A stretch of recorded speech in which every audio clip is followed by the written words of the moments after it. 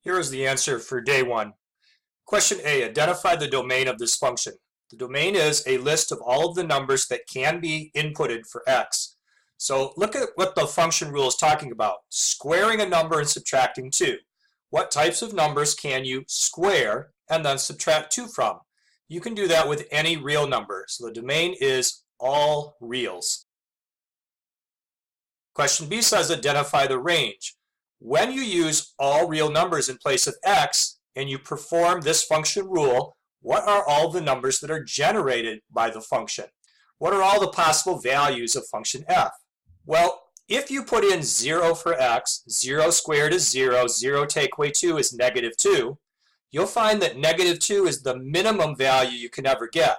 You can't get a number smaller than negative 2.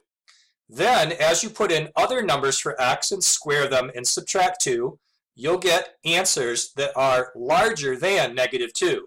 So the range is that f of x ends up being greater than or equal to negative 2. If you don't want to mentally think your way through that, you can graph this. Let's make a quick sketch of what this looks like over here. You could graph this by hand or on your calculator. What you'll find out is that you have a parabola touching at negative 2, and then the branches will go up like this.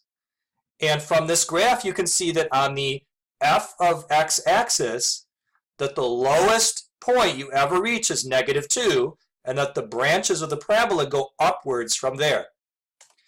Question C, is the function odd, even, or neither? This refers to its symmetry. We have the graph of the parabola on the screen right now, and that will help us to decide the answer to this.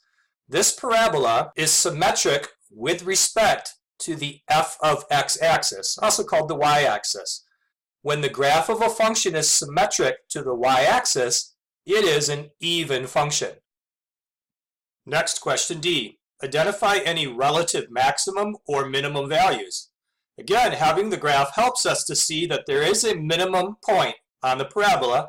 It's located right there, and the coordinates of the point are 0, negative 2. The minimum y value is negative 2. That minimum value came into play when we were describing the range of y values.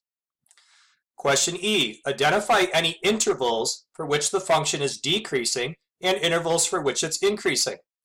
The graph helps us to do that as well. If you take a look at this parabola, this section of the parabola, until you reach that minimum value, is decreasing. As you move to the right, it's going down, down, down, down, down until it reaches negative 2. It has the minimum value of negative 2 when the x-coordinate is 0.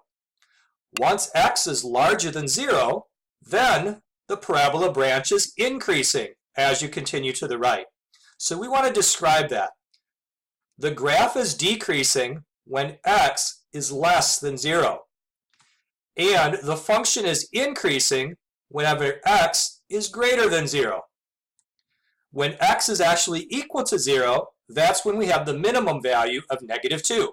So when a question asks you to give intervals for when a function is doing a particular thing, it's asking you to describe the x values for which the function is engaging in that behavior.